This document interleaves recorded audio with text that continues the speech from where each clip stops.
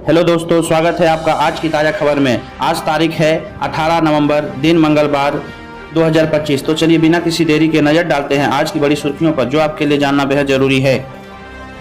Pakistani singer Talha Anjum ने Nepal contest में मंच पर लहराया तिरंगा। विवाद होने पर भड़के। पाकिस्तान के पॉपुलर सिंगर और रैपर तलहा अंजुम ने हाल ही में नेपाल के परफॉर्मेंस दिया था और उन्होंने कॉन्टेस्ट में अपना भारत का तिरंगा लहराया दिया, जिसके बाद उनके पाकिस्तानी फैंस भड़क गए।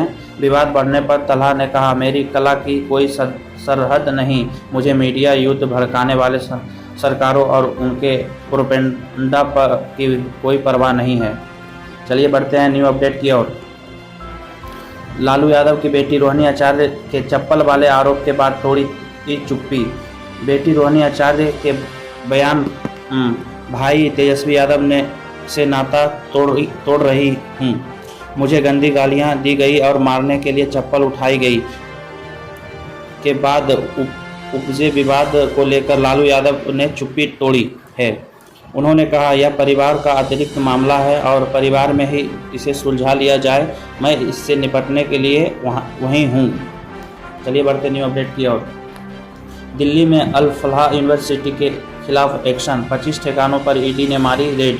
प्रवर्तन निर्देशालय ईडी मंगलवार सुबह से अल फलाह यूनिवर्सिटी के ऑफिस और इससे जुड़े स्ट्रीट व उससे जुड़े लोगों संस्थाओं समेत 25 ठिकानों पर छापामारी कर रही है। यूनिवर्सिटी पर वित्तीय गड़बड़ी और का आरोप है और ईडी उसकी फंडिंग की जांच कर रही है। गौरतलब है, फरीदाबाद आतंकी मॉडल और दिल्ली धमाके से जुड़ी संगति इस स्थान से समृद्ध थे। बांग्लादेश, सजाए मौत सुनाए जाने के बाद शेख हसीना ने जारी किए पहला बयान।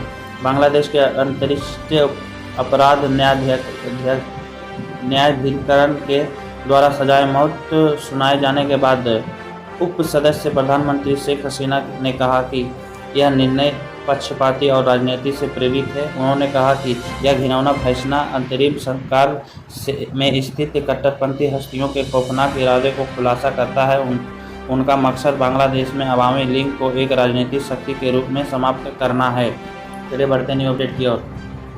पीएम मोदी ने सऊदी हादसे में 42 भारतीय की मौत पर जारी किया पहला बयान। प्रधानमंत्री मोदी ने सऊदी अरब में हुए बस टैंकर हादसे में 42 भारतीयों की मौत की खबर पर कहा, मदीना में भारतीय नागरिकों से जुड़ी घटनाओं से मुझे गहरा दुख हुआ है। मेरी संवेदनाएं पर अपने प्रियजनों के खोने वाले सभी परिवारों के साथ है। पीएम मोदी ने कहा, हमारे अधिकारी सऊदी अरब के अधिकारियों के लगातार संपर्क में हैं।